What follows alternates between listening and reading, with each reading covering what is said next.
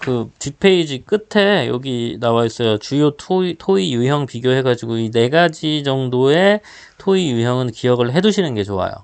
이 정도는 그래서 이거 토의 유형 간단하게 말씀드릴게요.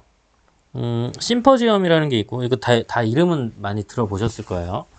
심포지엄이라는 게 있는데 이거는 여러 분야의 전문가가 정보를 공유하는 거예요. 그러니까 지금 예를 들어 코로나19 코로나에 대한 뭐 심포지엄을 한다라고 하면 감염병 학회에서 나와서 자기 의견을 얘기할 수 있고 그 다음에 뭐 어디 뭐 교육부에서 나와가지고 지금 상황에 대해서 얘기할 수 있고 외교부에 나와서 지금 상황에 대해서 얘기할 수 있고 각 분야의 전문가가 나와가지고 이 사태에 대한 자신의 의견을 얘기하고 어떤 공통된 해결책이나 이런 것들을 찾아 나가는 거를 이제 그 심포지엄이라고 하고요. 포럼이라고 하는 거는 이것도 비슷해요. 하나의 주제에 대해서 되게 여러 입장을 가지고 있는 사람들이 나오는데 이거는 입장이 서로 부딪히는 거예요. 그러니까 상충되는 입장을 가진 사람들이 나와서 서로 약간 이렇게 대립하면서 해결책을 찾아 나가는 과정입니다. 그래가지고 심포지엄이랑 약간 다른 건 심포지엄은 하나의 주제에 대해서 서로 더 잘 이해하기 위해서 얘기를 하는 거라면 포럼 같은 경우에는 조금 더 약간 대립적인 성격이 강해지는 겁니다. 완전히 구체적으로 종류를 나누시오 이렇게 나오진 않아요. 그냥 간단하게만 기억하시면 돼요. 그 다음에 패널 토의 같은 경우에는 약간 백분 토론 생각하시면 돼요.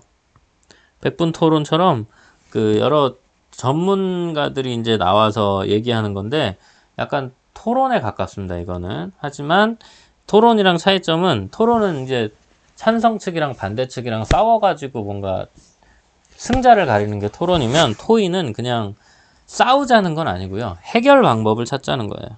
해결 방법을 찾자. 그래서 패널 토의는 백분 토론 같은 상황을 생각하시면 되고 어느 쪽이랑 싸워가지고 뭐 누가 이겼다 졌다를 가리기 위한 게 아니라 최선의 해결 방법을 한번 찾아보자 라는 게 이제 패널 토의고요. 회의는 회의고요. 회의에서는 요거 10대 원칙 요거 좀 봐주셔야 됩니다. 10대 원칙 뭐 회의는 공개되어야 되고 정족수가 차야지 시작할 수 있고 이것 저기 사회 시간이나 뭐 이럴 때 배우는 걸로 알고 있는데 다른 건 그냥 글자 그대로지만 좀 헷갈릴 수 있는 건 요거 2가지죠. 일사부재의 원칙이랑 회기불계속의 원칙. 요거는 아시겠지만 일사부재의 원칙은 한 번 회의를 진행하는 그 기간 하나의 회기 동안에 그 뭐더라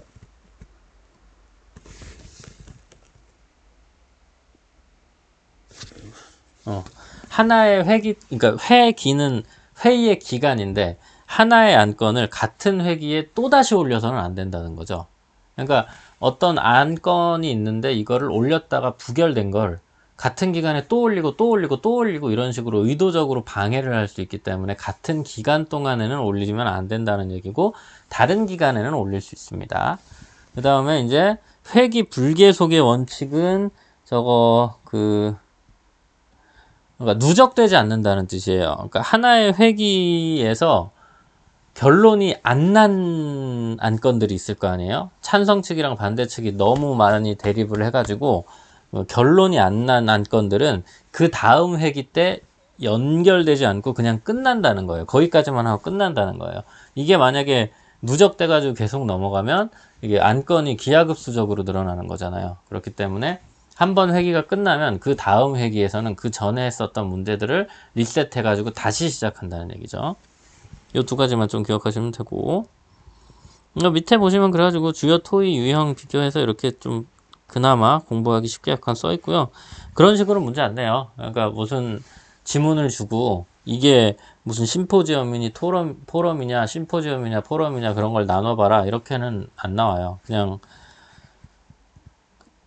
시험을 낼지 안 낼지도 솔직히 선생님은 약간 회의적이에요. 이거는 선생님 안 낼 생각이 더 강하긴 하지만 어쨌든 공부는 하셔야 되는 내용이라서 요 표만 좀 자세히 봐주시고, 실제로 어떤 지문을 주고 이게 심포지엄이냐 포럼이냐라고 구분을 하라고 그러는 건 거의 불가능에 가깝거든요. 실제 상황 속에서는 난장판이라서 되게 중간중간 겹치는 내용들도 많고 그래가지고 100% 완벽하게 구분하는 건 불가능합니다.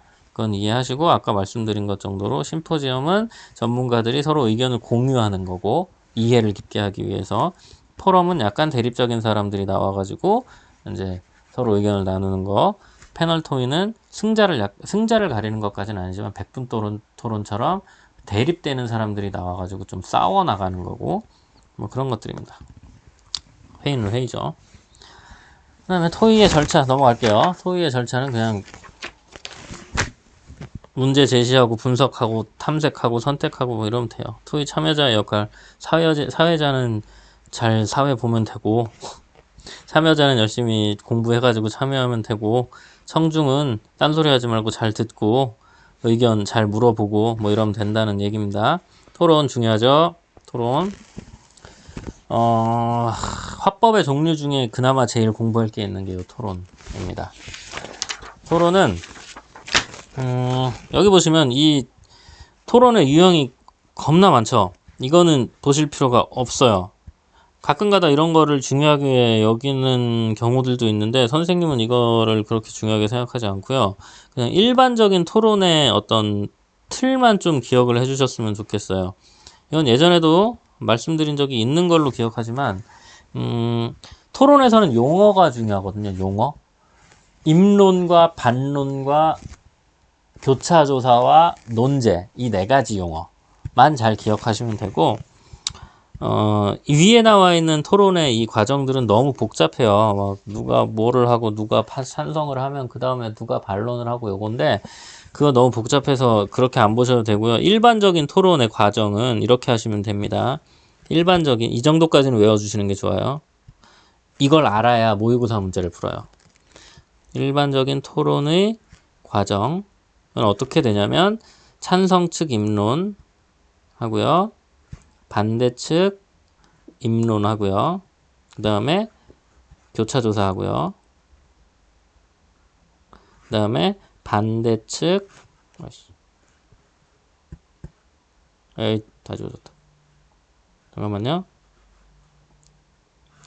찬성 입론, 그 다음에 반대 입론, 그 다음에 교차조사, 그 다음에 반대, 반론, 찬성, 반론,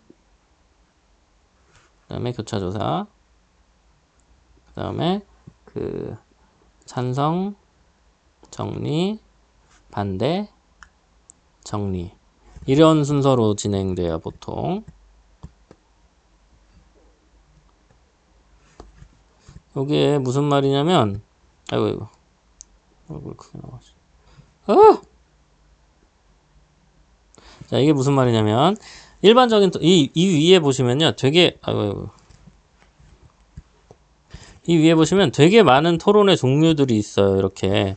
뭐, 표준 토론, 뭐 직파 토론, 얘네들이 전부 다 그 토론의 순서가 달라요. 여기 나와 있는 것처럼. 근데, 실제로 우리가 사용하는 거의 대부분의 노멀한 토론의 순서는 이 순서라고 생각하시는 게 제일 편해요. 입론은 자기의 주장을 드러내는 거예요. 그 다음에 반론은 상대방의 주장에 대해서 공격하는 거죠.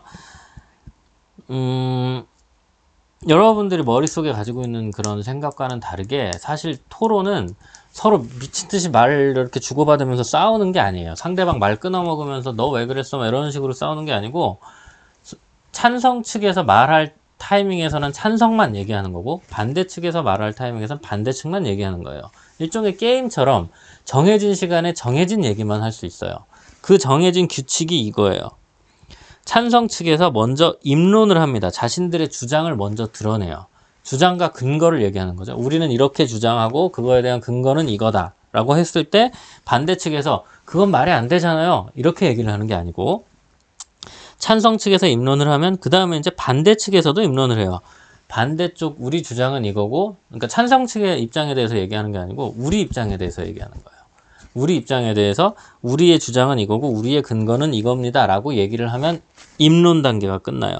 그 다음에 이제 우리가 아는 것처럼 서로 막 질문하고 당신 그 얘기가 무슨 말이에요 하는 건 요 교차조사 단계에서 하는 거예요. 상대방이 얘기한 거에 대해서 질문하고 파고 들어가는 거. 그 다음에 이제 두 번째로 반론 단계가 있는데 이 반론 단계가 상대방이 했었던 입론을 공격하는 거죠. 상대방이 했었던 입론을 공격하는데 여기서 중요한 건 찬성과 반대의 순서가 뒤바뀌어 있다는 거예요. 찬성이 입론을 먼저 하고 반대가 입론을 하고 그 다음에 이제 반대가 반론을 하고 찬성이 반론을 해요. 왜 이런 구조를 가지는 거냐면 좀만 생각해 보면 정말 당연한 건데, 그러니까 이 토론은 인원이 이렇게 정해져 있다고 보시면 돼요. 요거 한 명 이렇게 굵어. 잠깐만요.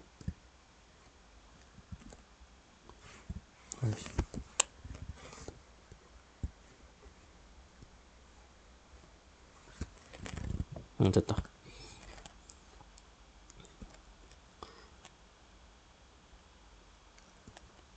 자, 이걸 보시면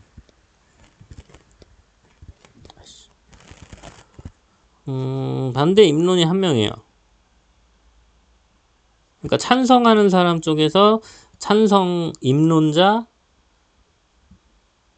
한 명이 있고 그 다음에 반론자 한 명이 있고 그 다음에 정리자 한 명이 있고, 그래서 대부분의 토론에서 세 명이 한 조예요. 얘네들은 각각 입론하는 사람들은 입론만 하면 되고 반론하는 사람들은 반론만 하면 돼요. 그럴 때 찬성 측 입론자는 내용을 미리 준비해 오겠죠. 당연히 자기가 할 주장과 근거를 미리 조사를 해서 오고, 반대 측 입론자도 마찬가지예요.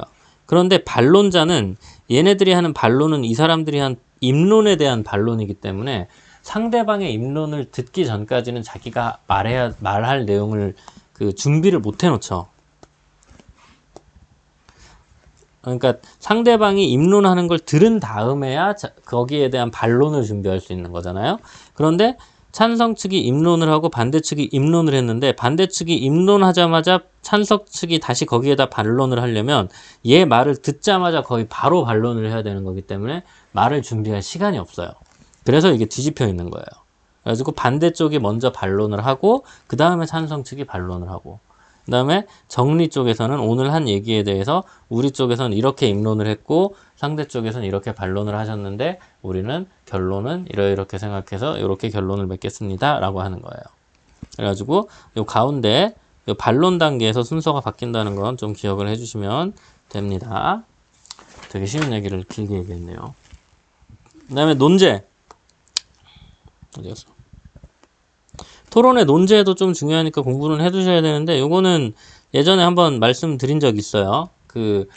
논제는 지금 현재의 상황을 바꾸는 게 논제예요. 그래가지고 교복 자율화가 안 되어 있는 상태이기 때문에 교복 자율화를 도입해야 한다가 찬성 논제가 되는 거고, 이제 그거에 대한 반대고, 논제의 기본은 지금에 있는 현실을 바꾸는 쪽으로 가는 게 논제의 기본 요건입니다. 그것만 좀 말씀드리고 나머지는 읽어보시면 돼요. 토론 참여자의 역할, 사회자 열심히 하고 토론자 열심히 하고 판정단 열심히 하면 돼요. 뭐 그러네요. 발표는 이걸로 수행평가 하긴 할 거지만 공부할 건 없습니다. 발표 잘 하시면 되고요. 면접과 면담은 면접이랑 면담이랑 따로 있는 건데 사실 이거는 묶어서 공부를 해도 상관없는 게, 면접은 내가 가서 받는 걸 면접이고 그 면접 오는 사람과 얘기하는 게 면담이라서 이렇게 이 두 가지를 같이 묶어서 이제 공부를 하시는 게 편하실 거고요. 딴 거는 공부할 게 별로 없는데 요거 면접의 질문에 대해서는 조금 봐주시는 게 좋습니다. 면접의 질문 이것도 그냥 쭉 보시면 돼요.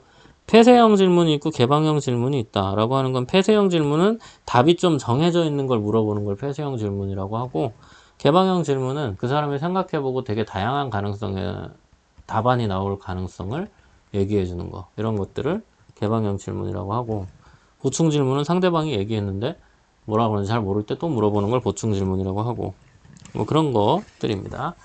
또 30분이에요. 자, 여기까지 하면은 이제 화법 이론도 이제 끝나는 거고요.